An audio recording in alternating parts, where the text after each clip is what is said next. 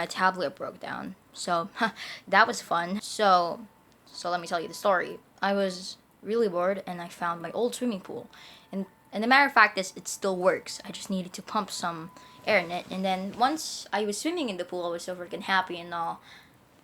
I idiotically placed my tablet inside of the edge of the pool, and God, it sank down to the pool like an oblivion. And I was just like so anxious because what happens if I have an online school coming on August 13th and then I'm not going to use anything to go ahead and study? So for a day or so, I made an account on my mom's laptop, and yeah,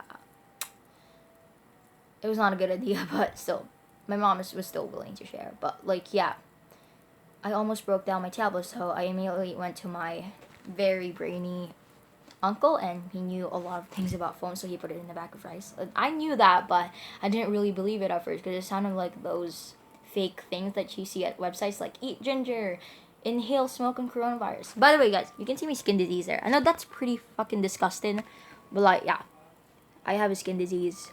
I was trying to go ahead and put a thing on that, but like, ignore it. It's so freaking disgusting, but yeah, it's normal for people. I promise I bathe every single day.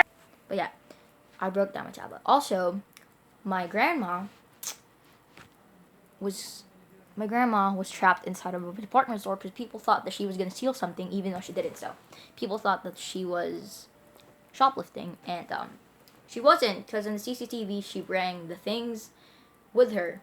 Instead, the people thought she stole them, and it was so freaking disgusting. Like, the thing that they didn't know is that this is really confidential things, but like, not to brag, but like my grandfather is the vice mayor of a part of town there, so they immediately let her go. But like, they held her down there for like an hour, and it was so messed up.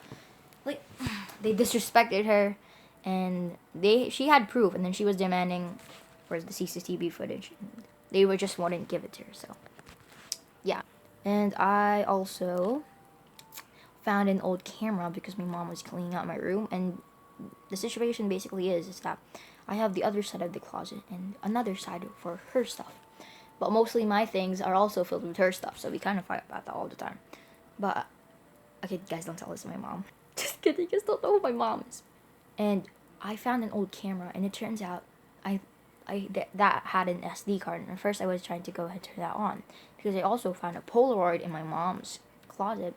But then I found an SD card. So like I said, I didn't have a tablet then. I was like so depressed because okay, using the word depressed, it's such a strong word, I can't even use it. The other word, I was so regretful, I was so traumatized, and then I found this camera, and then immediately plug it into my mom's computer because they had it at the night there.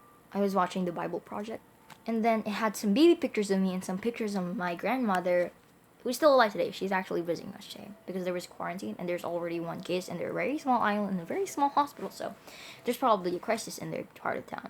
Then, basically, I found so many pictures of me when I was just a young little baby.